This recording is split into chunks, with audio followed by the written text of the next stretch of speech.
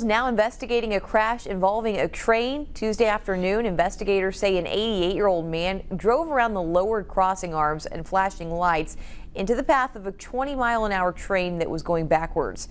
The train impaled the driver's side, pushing the vehicle nearly 700 feet. The driver was taken out of the car and taken to the hospital, but no one in the train was hurt.